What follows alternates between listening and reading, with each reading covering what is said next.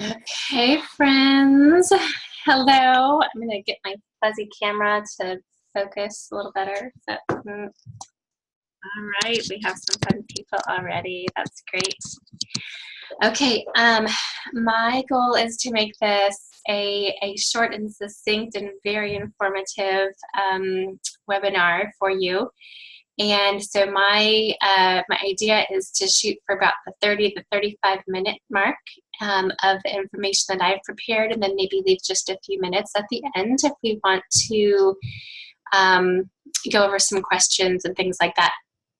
So I'm going to jump in kind of quick, and I will share my screen if I can. Hoping that works.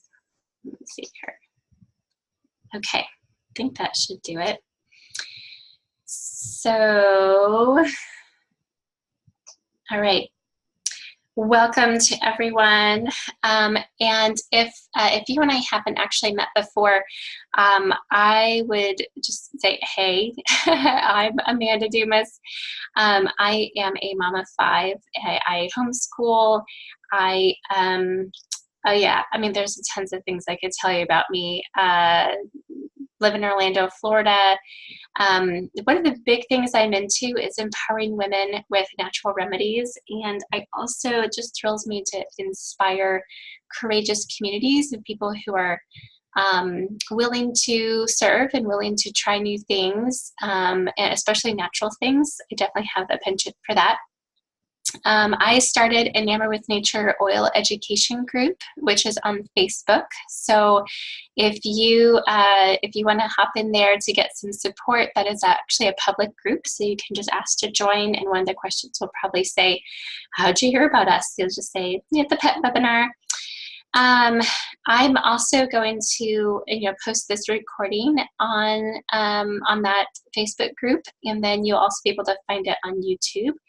So you'll have access to be able to watch it again if you miss a little something here or there. And then, of course, if at the end, when we go through a bunch of ways that of safety and some recipes and things like that, if you don't yet have your own account with some doTERRA essential oils, don't have access to having that in your home, I hope you'll get back with the person who invited you. Maybe that was me, it may have been Marcella, maybe, I don't know who it was, but whoever that was, just connect back with them to see what the right fit for your particular case would be.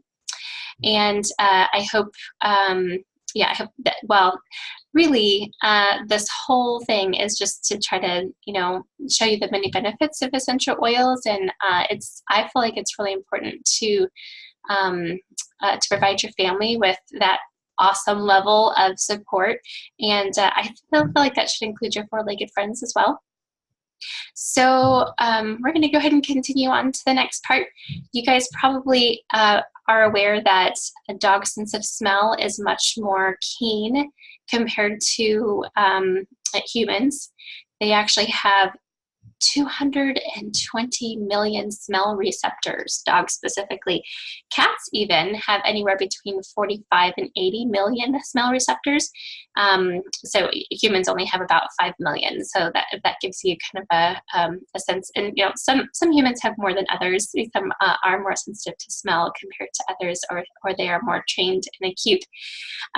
But that does also kind of give us a comparison too about why it's so important to properly use and dilute essential oils around your pets, because because they're so receptive to anything that comes in through that olfactory nerves and things like that. You could unknowingly cause them skin irritations or allergies or other unwanted side effects if you're diffusing something that's really not good, that's too close to them and they're trapped in there or whatever.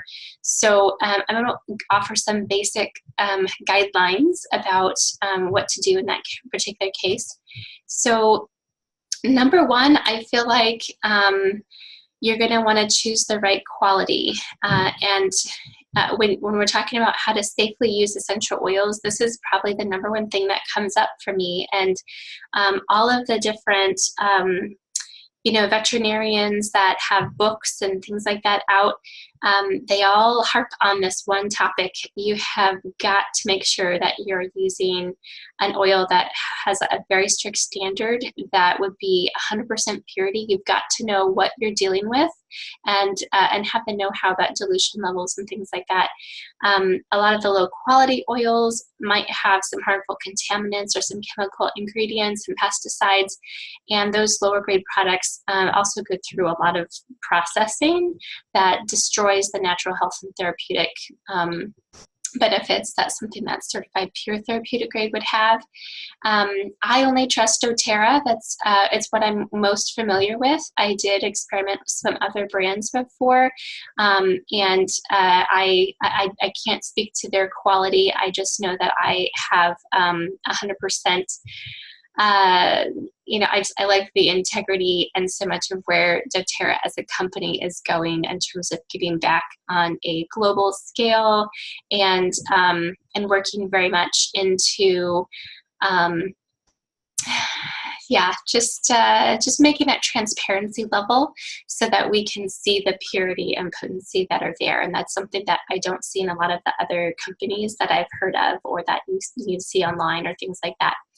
So I guess my basic, thing for this is disregard everything that I'm telling you about right now if you are using a low quality oil. In that case, please don't use that on your pet.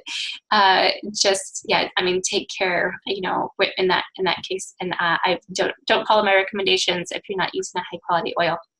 So onto what those kinds of things are. When introducing essential oils to your, four-legged furry friends, we are going to want to, keep in mind that just because an oil is safe for pet use, just like we talked about, there are even some pets that are more sensitive to some things compared to others. And so just like a person's tolerance for a variant substance can differ, so it also can for your pets, right? We find some people who are gluten intolerant, some people who have trouble with dairy, different people's digestion and things like that differ. So it may in your pet as well. So take that into consideration if you're trying something and not seeing as much effect as you would prefer.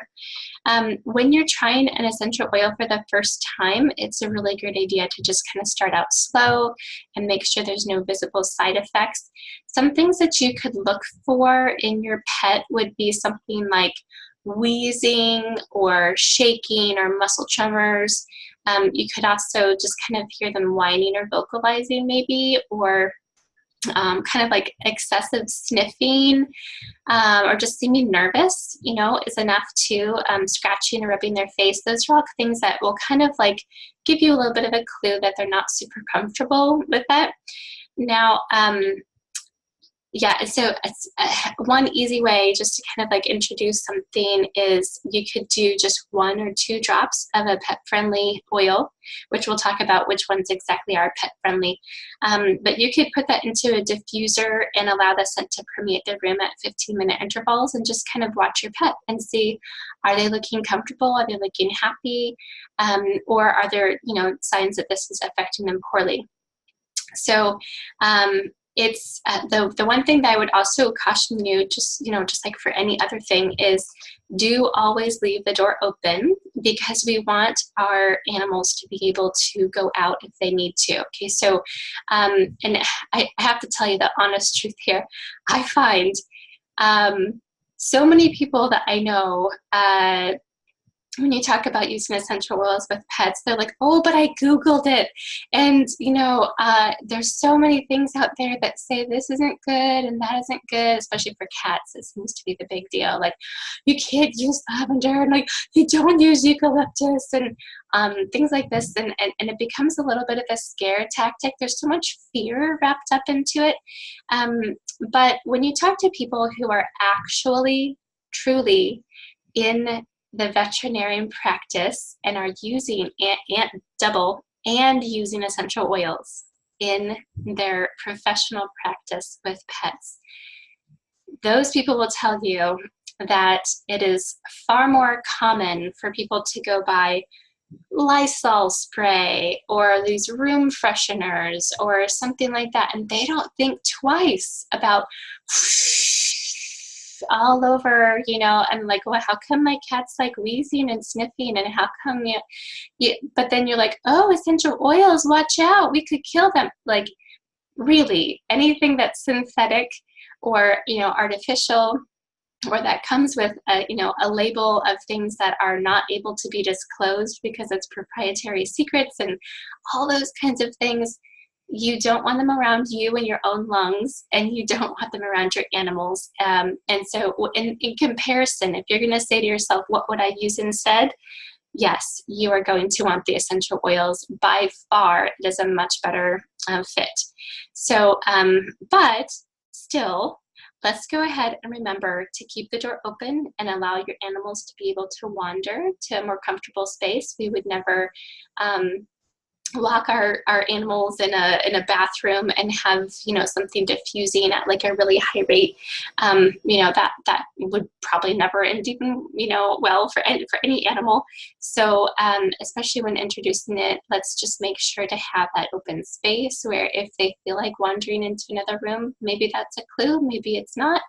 I can tell you some interesting stories about animals who seem to be attracted to being near diffusers though. So in many cases, it's a great thing. Okay, going on, I'm going to jump around to topical use. I know we kind of mentioned aromatic, and we'll come back to that in just a minute. But for topical use, if you're intending to use an oil topically, do remember that you're going to want to dilute it first in a carrier oil. Most people will use something like fractionated coconut oil, or even just coconut oil, the one that's not fractionated, meaning that it does become solid at room temperature. You can do olive oil. Some people do, you know, jojoba or sweet almond or other things like that that we would use that are natural. Some of them may kind of make your dog's fur a little gummy. So it does seem like fractionated coconut oil does seem like a great fit. And here's one other clue as well. Aloe vera is a really great way if you're going to be making, say, for example, a spray, which we'll give recipes at the end. So I'm excited to share some of those things with you that have been you know, a good work. But yes, but you're going to pretty much always look at diluting. There won't be a time that you're going to put any oil on your pet when it's not diluted. And unless you're 100% sure that they've already worked with it before and you've, you know, eased them into it and know that they're really comfortable. So, and always when you're doing something topical, you're going to avoid any sensitive areas, meaning around the eyes, around the mouth, the nose, that inner part of the ear, you know, the outer parts of the ears is a great way to kind of give them a little diffuser in like ears if their ears hang a little bit low. But you'll avoid, you know, that inner ear that's, you know, more delicate. You know, avoid the groin. And you know, if you're talking about using things like with horses, you're going to avoid, you know, doing anything under that saddle and tack area, just because it becomes so heated and just those pores get so open. So a couple more things that you want to know about dilution. If you're watching this on you know, on YouTube or something, you have the ability to do a screenshot. This may be something that you want to go ahead and take a quick copy of to be able to come back to later and reference. So this information here was from something written by Dr. Janet Rourke, and I highly recommend anything that you can find by her. She DMV, Janet Rourke is ROARK, and the information that's provided here are her recommendations. She is a very highly sought after. There's a waiting list to get in to see her and her veterinary practice. You can find her on social media and things like that if you want to follow a real expert. I don't claim to be an expert. I just claim that I have had a lot of experience and I know who to point you to and how to help you find the resources you need so that you can become empowered as well. But this would be a great place to start some of these topical ideas that Janet Rourke writes here. You'll see about diluting with a carrier oil, which we already talked about, and not, you know, in the ear, the nose, the genitals, all that kind of stuff, just because it can be overwhelming. So you can do just put a drop of oil on your hand, rub them together, and then pet along the spine of the animal, or even pet their hair backwards, depending on how long their hair is. You're going to want to get that essential oil onto their skin, not just onto the outside of their fur. In some cases, depending on what you're trying to treat. You can also do a massage, which would be like, you know, the circular motions that you would, you know, so you just put the oil on your own hands and then just kind of massage, you know, the pet. And then you could, if you know anything about reflexology, then between the paw pads or the back of the paws is also another really, you know, easy place. You can do the tips of the ears, but watch out if those dogs, say like basset hounds or really long-eared dogs, you would want to be careful not to put just at the tip. If they were to shake their heads afterwards, it could kind of go in their eyes. So you just want to middle area where it's not going to affect them would be great. Mixing a drop into their shampoo and applying during a bath is a really great way.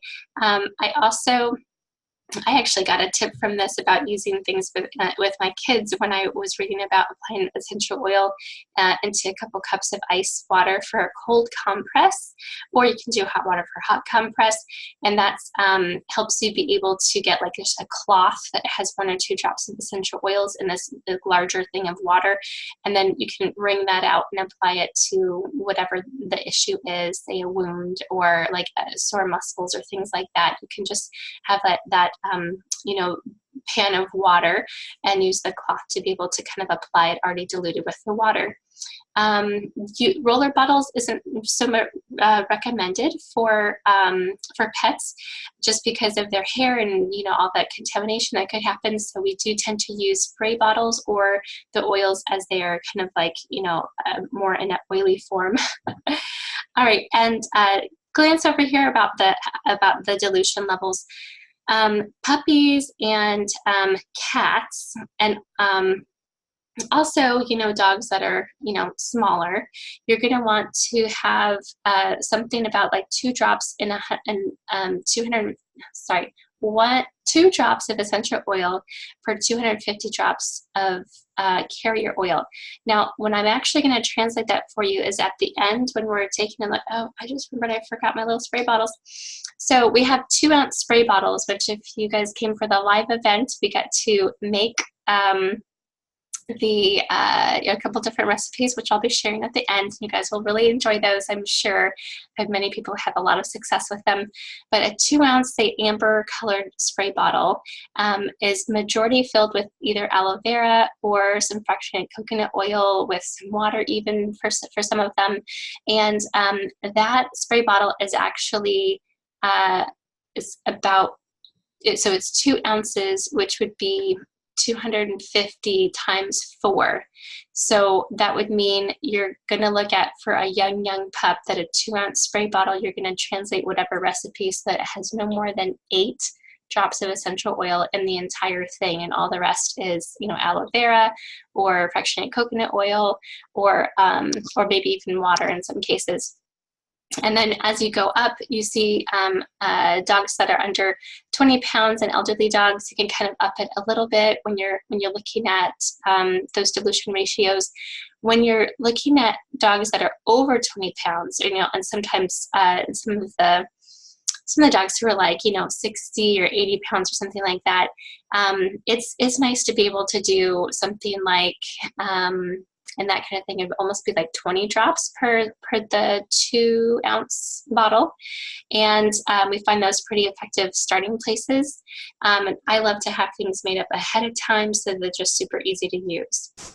All right, we are going to discuss about the aromatic, which I had promised to you guys before, that the, you know, in talking about diffusing and things like that, other ways that we can aromatically help our pups and our kitty cats. Well, I'm assuming some of you may also have rabbits and things like that. We will we will talk about, actually, maybe I should have talked about that in the past one. So I'll go ahead and mention here too, when you're talking about rabbits, that would be like in this section as well about, you know, say like 6 to 8 drops in a 2-ounce spray bottle of something, starting out like that kind of thing. And if you're doing a spray bottle, doing something like squirting it on your hand in case your cat or dog feels like spray is, you know, like a punishment. We want to keep that a positive experience. And so like if you're, you know, gonna spray something on their wound or whatever, and most animals will kind of be okay with that as long as you're really gentle, so that works well there. But say you're you know, doing something for their muscles, and day after day it kind of starts to have like a negative feeling, and you're only spraying them you know, after they do something that's bad, and they start to get a bad connotation. So watch out for that. And I'll also say here too, because some people have asked me info that I have about birds. Now, I don't own birds, but I do know that they do talk about it in a couple of the, like Dr. Janet Rourke has mentioned some things about birds. She finds that diffusing in the home, still with the pure doTERRA essential oils, is much, much safer than a lot of people who have done like Lysol sprays and things like that. And there are certain things that definitely, you know, you have some sensitive birds that you do not realize how sensitive they are until they wind up, you know, belly up. And so going slow is always a good idea, and we will discuss specific ones that are great for diffusing, say even around cats and things like that, because I know that's a big question. So aromatic use though, let's go on to this one. Spraying into the air when it's diluted, say like in a little oh yeah, just spray bottle kind of a thing is awesome. You also can just put your hands up to their nose and allow them to inhale. You can use a cloth or a cotton ball that's on the near them or on their bed.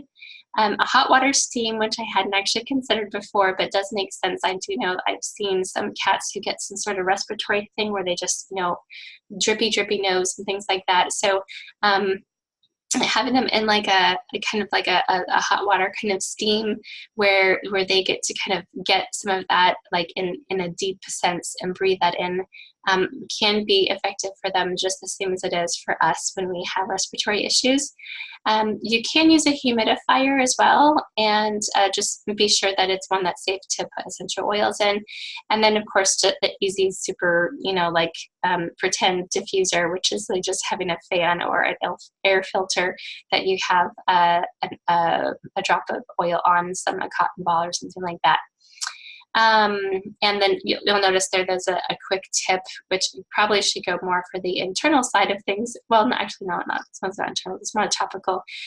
If you have an animal that's going through seizures at a particular time, you would want to go ahead and do frankincense, putting a drop between the skin on the paw pads topically or at the base of the skull. It can help them come out of that seizure a lot faster. So I don't know how many of you have that issue, but you would want to look into that, making sure you have frankincense on hand if that's something that your pet struggles with. Internally, we want to only use oils that indicate that they're for internal use. And of course, that means that we're talking about doTERRA oils, and they will say on the, so I guess I'm going to get one out here real quick, maybe. Okay, I'm going to stop my share for just a second. So I don't know if we can see this, if we can get it to focus. There it goes. Okay, so for internal use, dilute 1 drop in 4 fluid ounces of liquid. So this is on all the ones that we are supposed to be able to ingest, and feel free to use in that.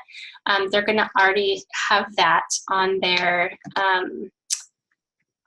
labels. So there's no question about which ones are okay and which ones aren't. If you're just picking things up at Whole Foods or Chamberlain's or some health food store or something like that, you'll notice that it does not have that written on there. So definitely don't do anything in that case.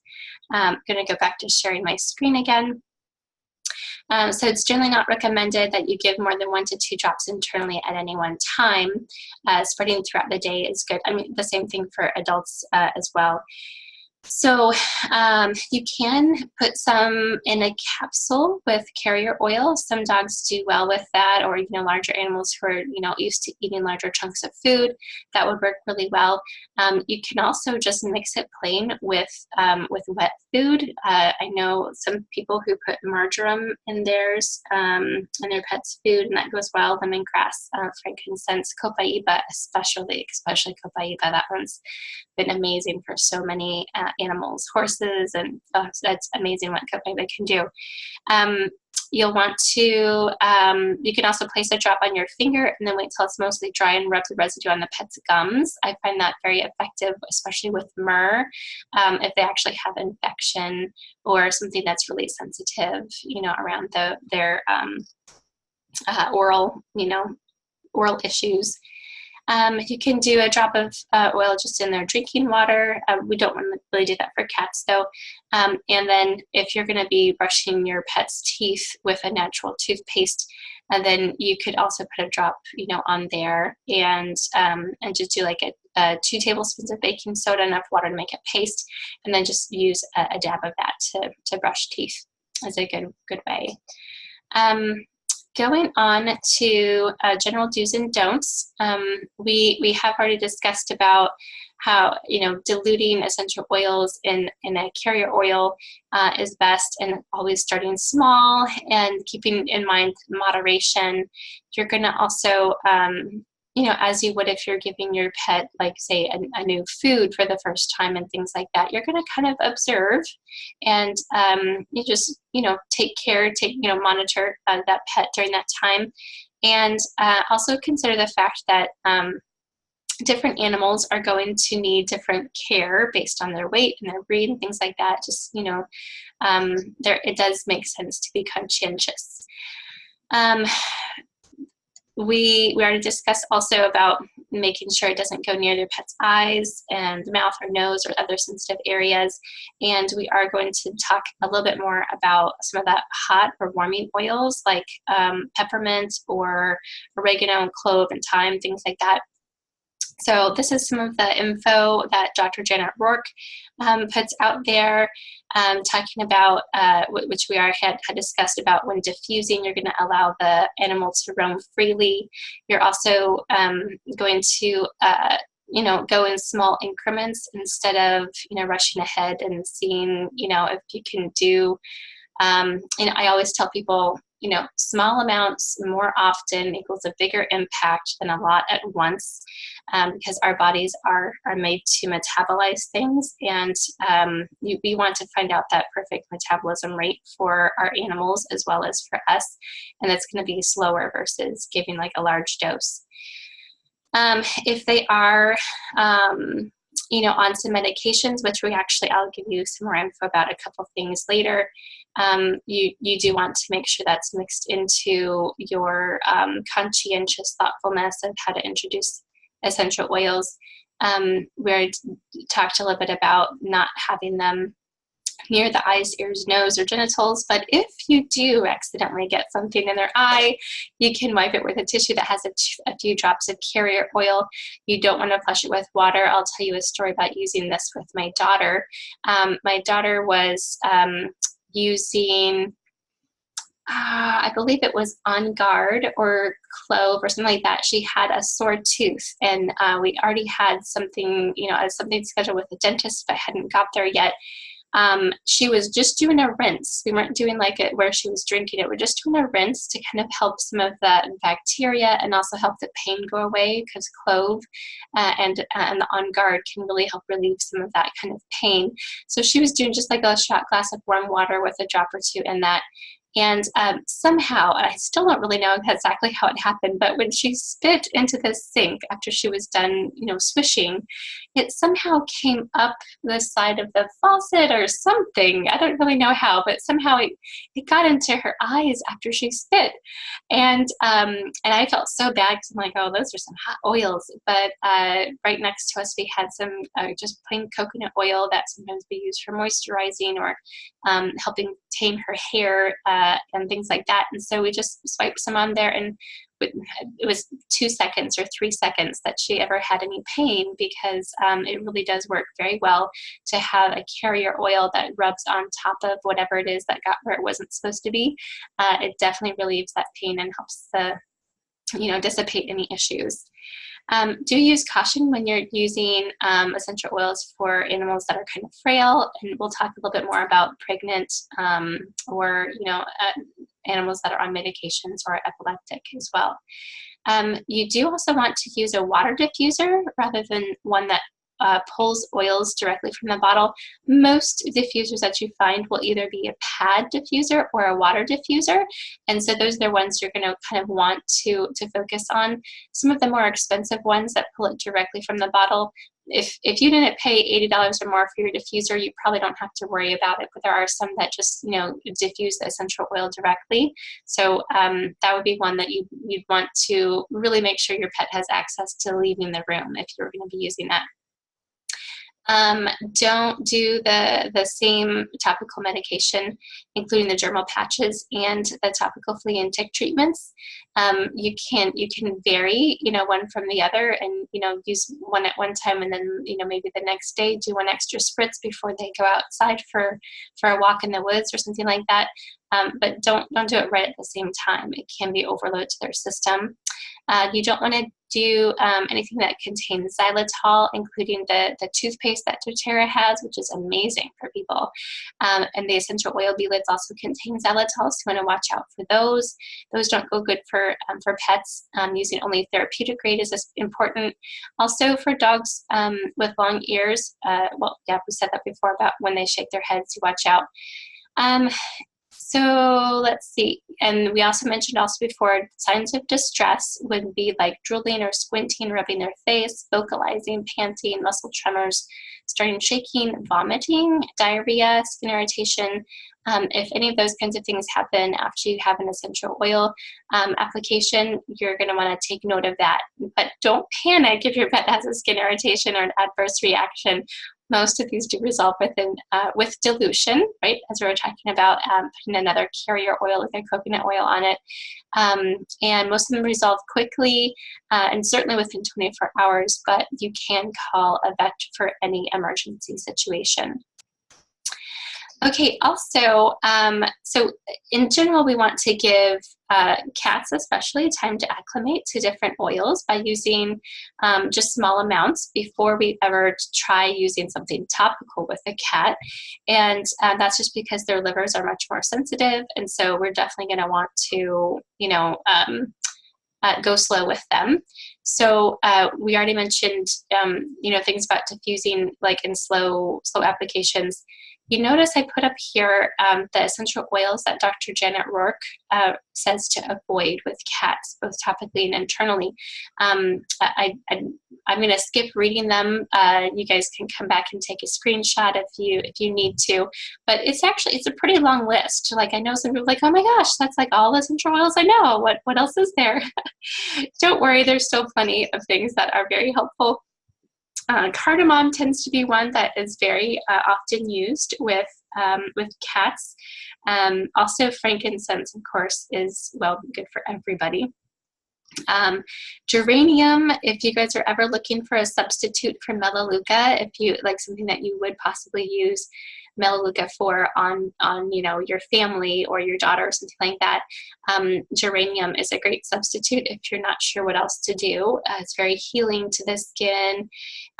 So those are great. Helichrysum, juniper berry, lavender, lemongrass, marjoram, myrrh, sandalwood, and spikenard are all fantastic for animals. I have to give a special plug for the marjoram, the lemongrass, the lavender, and the myrrh. Those are ones that I've personally seen make a really big difference. Well, geranium as well, that have been a really, really great thing for animals that I've cared for or talked to my pet walker friends or all those kinds of things. How about for dogs? There's the other question. So I did put the list up there. It's much shorter for dogs, thankfully. So the melaleuca or tea tree is up there just the same as with cats. That is, you know, again, something we love to use geranium for if you do need a substitute for that. Birch, wintergreen, and it says there's soothing blend, which if you do already have your account with doTERRA, you know that as deep blue. And then for all of the animals, we do use caution with the hot oils like the cassia, cinnamon, clove, oregano, rosemary, and thyme. So when we say use caution, that doesn't mean we can't diffuse any of them or have to, you know, like never use, say, On Guard with a dog or something like that. It just means that we would have extra heavy dilution in order to be able to do that one.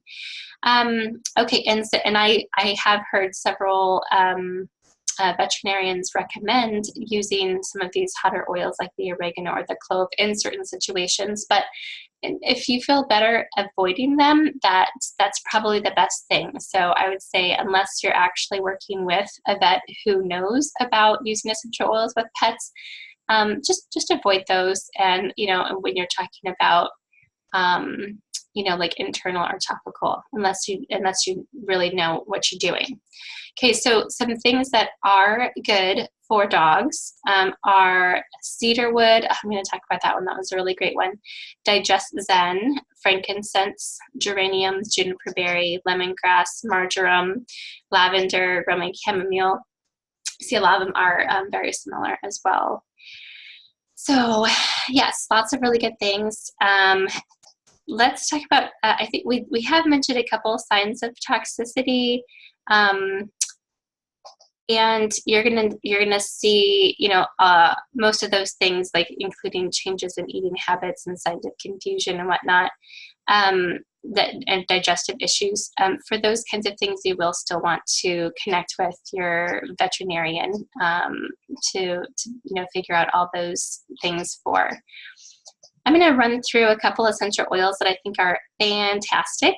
Marjoram being one of them. I love how it's great for the nervous system and helps reduce inflammation.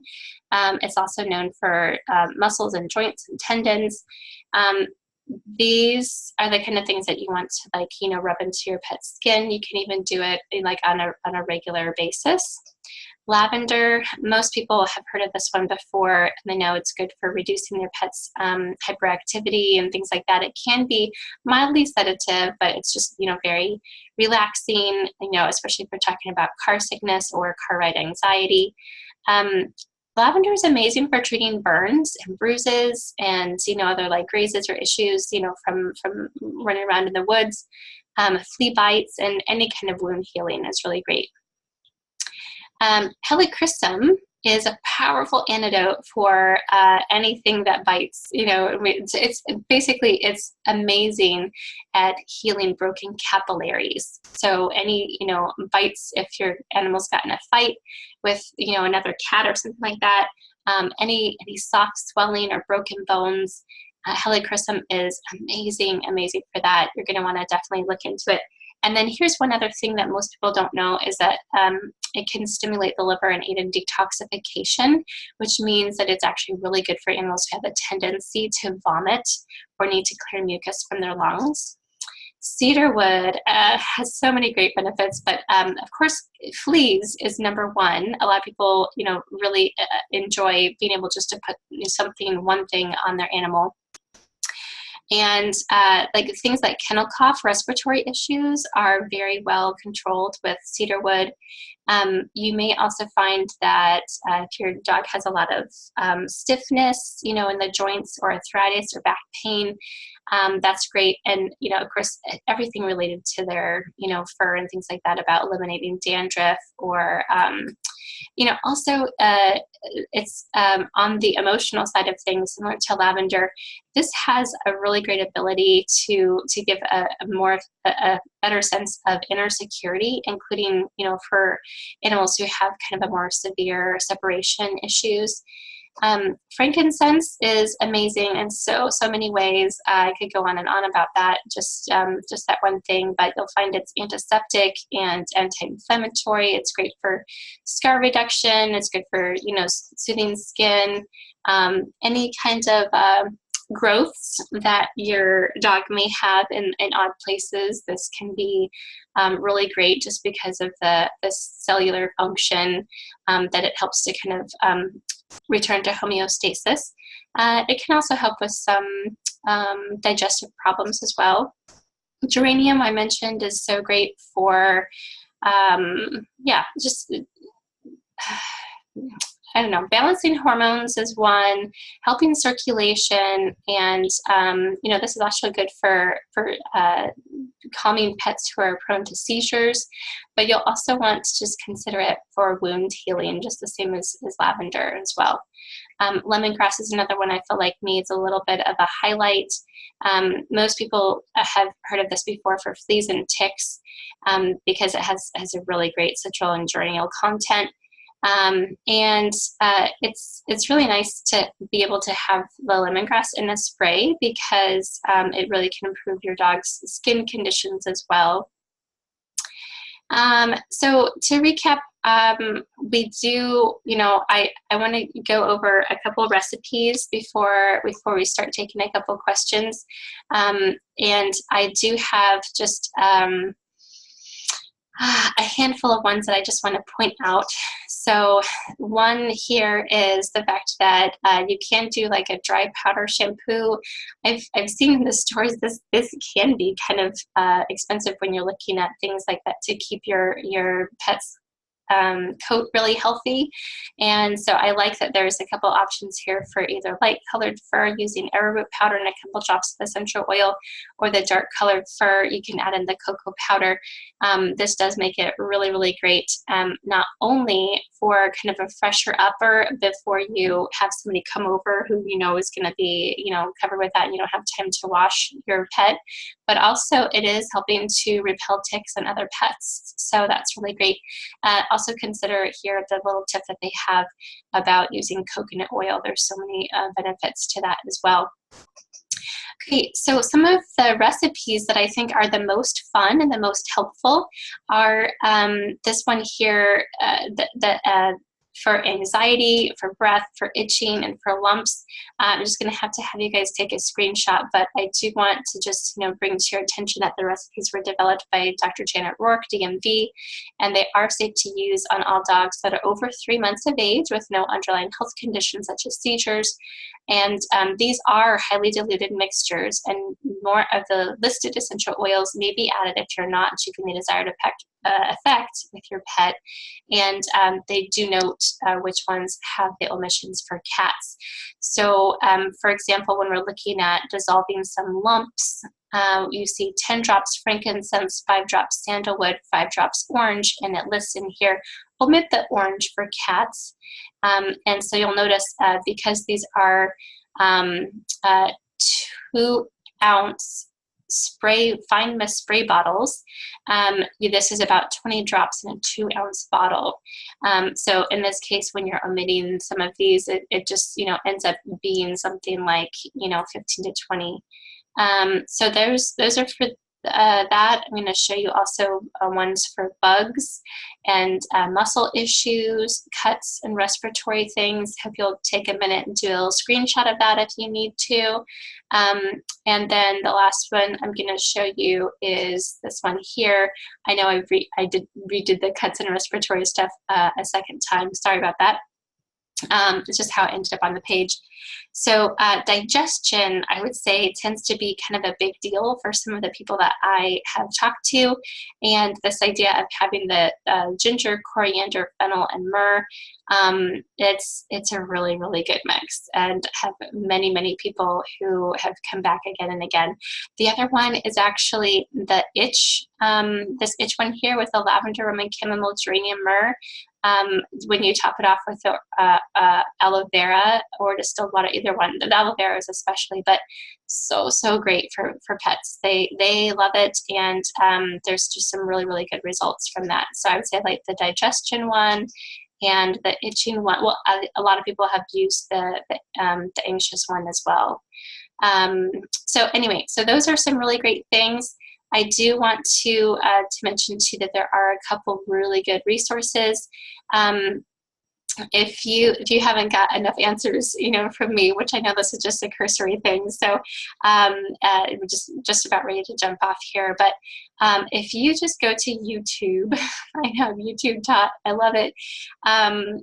If you go to YouTube and just type in doTERRA vet panel 2018, you're going to find my favorite thing, where there's a whole advisory panel of veterinarians who, and again, they use it in their daily and professional practice, and so I just find them very trustworthy. There's another one about common usage oils with animals by Dr. Janet Rourke, and I think that one's on Dr. Z's website about essential oils. And then there's a couple other ones from the Oil Oasis that you can be able to YouTube. I just would caution you, be sure to use the ones that specifically say about being doTERRA, because we do not necessarily endorse some of the other brands. And okay, I'm going to stop sharing my screen here real quick and also show you one last book that I find is a resource. It's going to be pretty big. It's called Spoil Your Pet, as an SP and then oil, right? Spoil Your Pet. And it's a practical guide to using essential oils in dogs and cats. This one is not by Dr. Janet Rourke. It's by two other veterinarians who are amazing as well. I have gotten so many great recipes out of this book, and I send them to people all the time. It's by Mia K. Frezzo and Jan Jeremias. So this would be my other thing. So remember, if you don't actually have essential oils in your own life and you need them, get with the person that invited you to